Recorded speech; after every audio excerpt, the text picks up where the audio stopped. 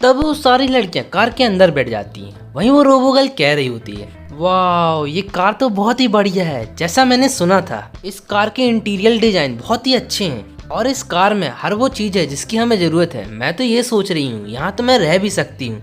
वही साइड में वो एल्फ गर्ल कह रही होती है, हाँ तुमने बिल्कुल सही कहा, इस कार में हर तरह की फैसिलिटी है, यहाँ तक कि इसमें वॉशरूम भी है। तो ऑफिस सी बात है, वो किसी भी बिना प्रॉब्लम के यहाँ रह सकता है।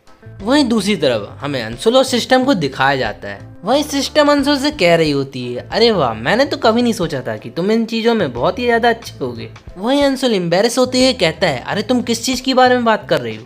तभी सिस्टम कहती है, अब तुम भोले बनने की कोशिश कर रहे हो, यहाँ तक कि तुम लड़कियों में भी बहुत ज्यादा फेमस हो गए हो, कहीं तुम्हें इन चीजों में अब मजा तो नहीं आने लगा। वहीं उसकी बात सुनकर अंशुल चिढ़ते हुए कहता है, ये भी तो तुम्हारी कारण है ना। वहीं उसकी रिएक्शन को देखकर सिस्टम उसे छेड़ते हुए कहती है, अरे तुम तो अब बुरा मान गए, देख के ऐसा लगता है कि अब इन लड़कियों के कारण तुम्हें बहुत ही ज्यादा फर्क पड़ता है। वैसे भी तुमने अपना असाइनमेंट पूरा किया है और सिस्टम का टास्क तुमने कंप्लीट किया है। वैसे तो तुम्हारा सेकंड मिशन चालू हो गया है, लेकिन मैं तुम्हें पहले ही वार्न कर देती हूँ, जो लिन फैमिली का एंसेस्टर है वो अभी मरा बिल्कुल भी नहीं है। सिस्टम की बातें सुनकर अंशुल शॉक होते हुए कहता है, तो क्या तुम्हें लिन फैमिली के बारे में कुछ पता चला है। तभी सिस्टम कहती है, वैसे तो लिन फैमिली का जो इतिहास है वो 600 साल पुराना है, लेकिन उनके जो एंसेस्टर है उनके बारे में मेरे को ज्यादा कुछ नहीं पता। लेकिन लोगों का ये कहना है कि वो मरने से पहले किसी भी बॉडी को पोजेस कर लेते हैं, उसके बाद वो अपनी लाइफ को आगे बढ़ाते रहते हैं इसी तरीके से। वहीं सिस्टम की बात सुनकर अंशुल थोड़ा परेशान होते हुए उससे पूछता है, तो तुम्हें क्या लगता है कि उसने इस बार किसकी बॉडी को पोजेस किया है। तभी सिस्टम कहती है, वेल अभी मेरे को तो इस चीज के बारे में बिल्कुल नहीं पता, लेकिन मैं इसका पता जल्दी लगा लूंगी। वहीं हमें कार के पीछे का सीन दिखाया जाता है, जहाँ वो चारों लड़कियां अपने कान लगा के अंदर की बातें सुन रही होती। वहीं पर्पल हेयर वाली गर्ल कह रही होती है, ये लोग अंदर इतनी देर से किस चीज के बारे में बात कर रहे हैं। वहीं उसकी बातें सुनकर एल्फ गर्ल कहती है, अगर हमें पता ही होता तो हम इस चीज को जानने के लिए इतना ज्यादा क्यूरियस होते ही क्यों। वहीं वो हेड गर्ल कह रही होती है, वो सब तो ठीक है, लेकिन ये अंशुल इन सिस्टर को सिस्टम कह के क्यों बोलता है। वहीं सामने के नजारे को देखकर स्नेहा मन ही मन कह रही होती है, देख के ऐसा लगता है कि अंशुल की लाइफ में बहुत सी लड़कियां हैं। तभी हमें स्नेहा के अनकॉन्शियस माइंड को दिखाया जाता है, जिसके अंदर वो एंसेस्टर रहता है। वहीं वो अपने दांत पीसते हुए कहता है, लड़की मानना पड़ेगा ये लड़का बहुत ही ज्यादा पावरफुल है और मैं इससे निपट नहीं पा रहा हूँ, लेकिन इस लड़के से निपटने के लिए मेरे पास बहुत ही अच्छा प्लान है। तो प्लान ये है कि अब मैं तुम्हारी बॉडी को टेक ओवर करूंगा और तुम्हारी बॉडी को टेक ओवर करने के बाद मैं इस लड़की को चुपके से मार दूंगा। वहीं एंसेस्टर की बात सुनकर स्नेहा बहुत ज्यादा गुस्सा हो जाती है। वहीं वो अपने दांत पीसते हुए कह रही होती है, तुम इस कमबख्त एनोन पर्सन, अब तुम मुझसे जीत नहीं पा रहे हो तो तुम डर्टी टिक का सहारा लोगे, लेकिन तुम कितने भी कोशिश कर लो, अपने कितने भी हाथ पैर मार लो, लेकिन मुझे ये भरोसा है कि तुम अंशुल का कुछ भी नहीं बिगाड़ पाओगे। तभी सीन शिफ्ट होता है और हमें खुले आसमान का सीन दिखाया जाता है। वहीं एक जगह जहाँ एक घर को दिखाया जाता है, जहाँ सभी लोग पहुंच चुके थे। जब वो लोग कार से बाहर निकलते हैं तब अंशुल सामने का नजारा देखकर सिस्टम से चिढ़ते हुए कहता है, तो तुमने क्या सोच के हमें यहाँ लेके आई हो, क्या तुम्हारा दिमाग खिसक गया है। क्या तुमने क्लियरली नहीं सुना था जो मैं कह रहा था कि मैं सभी लड़कियों को एक एक अलग से रूम दूंगा। वहीं अंशुल की बात सुनकर सिस्टम उसको कोई भी जवाब नहीं देती और उसे कोई भी जवाब ना देता देख अंशुल बहुत ही ज्यादा गुस्सा हो जाता है और वो चिढ़ते हुए कहता है, तो अब मतलब तुम मेरी बातों का भी जवाब नहीं दोगी। तभी हमें सामने कुछ लोगों को दिखाया जाता है जो बहुत ही बड़ी कंस्ट्रक्शन कंपनी से रहते हैं। वहीं उनका जो मैनेजर रहता है वो सिस्टम को अंशुल समझ लेता है और वो अंशुल से कहता है, मिस्टर अंशुल मुझे आपसे मिलकर बहुत ही अच्छा लगा, बहुत टाइम से मैं आपका इंतजार कर रहा था। वहीं उसकी बातें सुनकर सिस्टम उसे घूरते हुए कहती है, क्या तुम पागल हो या तो तुम्हारी आंखें खराब है, क्या तुम्हें साफ साफ नहीं दिख रहा कि मैं एक लड़की हूँ और मेरा नाम अंशुल कैसे हो सकता है। मेरा नाम अंशुल नहीं है, मैं तो बस उनकी असिस्टेंट हूँ, अंशुल उधर है। जब वो मैनेजर सिस्टम के इशारों की तरफ देखता है तब वो सामने के नजारे को देखकर बहुत ही ज्यादा कंफ्यूज हो जाता है। साथ ही वो मन ही मन सोच रहा होता है इनमें से अंशुल कौन होगा। तभी वो आगे बढ़ते हुए पर्पल हेयर वाली गर्ल का हाथ पकड़ लेता है। वो कहता है, मिस्टर अंशुल आपसे मिलकर बहुत अच्छा लगा। तभी पर्पल हेयर वाली गर्ल कहती है, आपको गलत फहमी है क्योंकि मेरा नाम अंशुल नहीं है। और वहीं उस मैनेजर ने अंशुल को फिर से नहीं पहचाना है, इसके कारण वो बहुत ज्यादा एम्बेरस हो जाता है। तो गाइस मैं आपको यहाँ थोड़ी सिचुएशन के बारे में समझा देता हूँ। इसको अंशुल का नाम पूरा नहीं पता, मतलब उसका जो सरनेम है उसके बारे में इसको अच्छे से पता नहीं है, तो ये समझ रहा है कि ये लड़कियां ही अंशुल हैं या इनमें से ढूंढ रहा है वो एक दूसरे को। तभी वो मैनेजर एल्फ गर्ल के पास जाता है और कहता है, मिस्टर अंशुल आपसे मिलकर अच्छा लगा। और वही अंशुल ये सब देखकर बहुत ही ज्यादा चिढ़ गया होता है और वो उस मैनेजर से कहता है, तुम्हें देख के तो ऐसा लगता है या तो तुमने अपनी याददाश्त खो दी है या तो तुम नींद की गोलियां ले रहे हो। तभी वो आगे बढ़ते हुए फाइनली अंशुल से हाथ मिलाता है और कहता है, मिस्टर अंशुल आपसे मिलकर अच्छा लगा, मैं तो थोड़ा मजाक कर रहा था। वहीं अंशुल उसको घूरते हुए कहता है, तुम्हें देखकर तो अब साफ हो गया, या तो तुम नींद की गोलियां ले रहे हो या तो तुम किसी खंबे से टकरा गए। वहीं अंशुल की बात सुनकर वो मैनेजर थोड़ा एम्बेरस होते हुए कहता है, मिस्टर अंशुल आप तो मेरे से भी अच्छे हैं मजाक करने में। वहीं दूसरी तरफ वो पर्पल हेयर वाली गर्ल अपने छाती चौड़ा करते हुए कह रही होती है, अरे उसको क्या लगा कि मैं मिस अंशुल हूँ। वो खुश होते हुए कहती, कहीं उसने मुझे अंशुल की वाइफ तो नहीं समझ लिया। वहीं उसकी बातें सुनकर वो दोनों लड़कियां बहुत ही ज्यादा जेलस हो गई होती हैं। वहीं वो चिढ़ते हुए कहती हैं, तुम कुछ ज्यादा ही नहीं बोल रही हो, वो बस गलत फहमी थी और तुम इतना ज्यादा बड़ा चढ़ा के बात कर रही हो। वहीं उनको चिढ़ता हुआ देखकर वो और जोर जोर से हंसने लगती है और उसे जोर जोर से हंसते हुए देख वो दोनों और ज्यादा चिढ़ जाती हैं। वहीं गुस्सा करते हुए अंशुल उस मैनेजर से कह रहा होता, मैंने तुम्हारी कंपनी को पहले इस चीज के बारे में इन्फॉर्म कर दिया था कि मुझे इस जगह पे कम से कम 5 बड़े घर चाहिए, उसके बाद भी तुम लोगों ने अभी तक अपना काम शुरू नहीं किया। वहीं अंशुल को गुस्सा करते हुए देख वो मैनेजर घबराते हुए कहता है, मिस्टर अंशुल प्लीज मुझे माफ कर दीजिए, लेकिन इसमें मेरी कोई गलती नहीं है।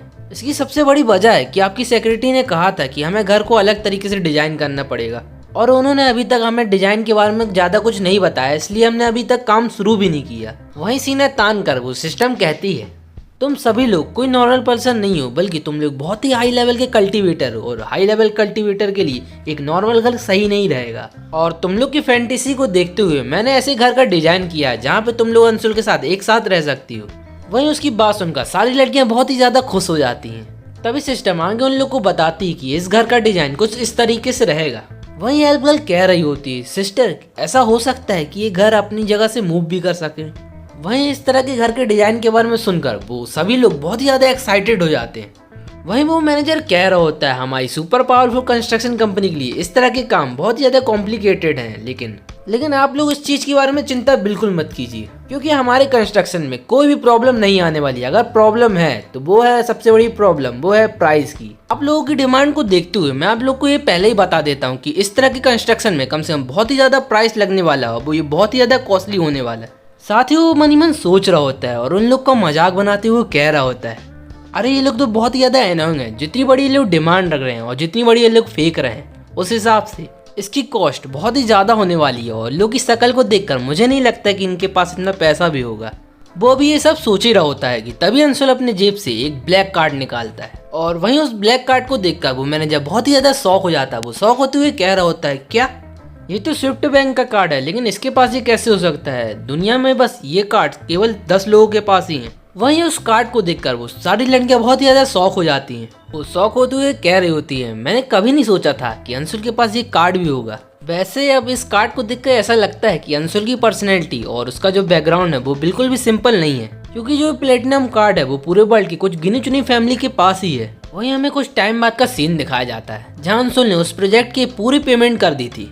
वहां से जाते हुए वो मैनेजर अंशुल से कह रहा होता है, मिस्टर अंशुल आपने ये प्रोजेक्ट हमारी कॉर्पोरेशन को दिया, इसके लिए आपका बहुत बहुत शुक्रिया और आप बिल्कुल भी टेंशन मत लेना, मैं आपको बिल्कुल भी निराश नहीं करूंगा, मैं आपको ये काम बिल्कुल जल्द से जल्द करके दूंगा।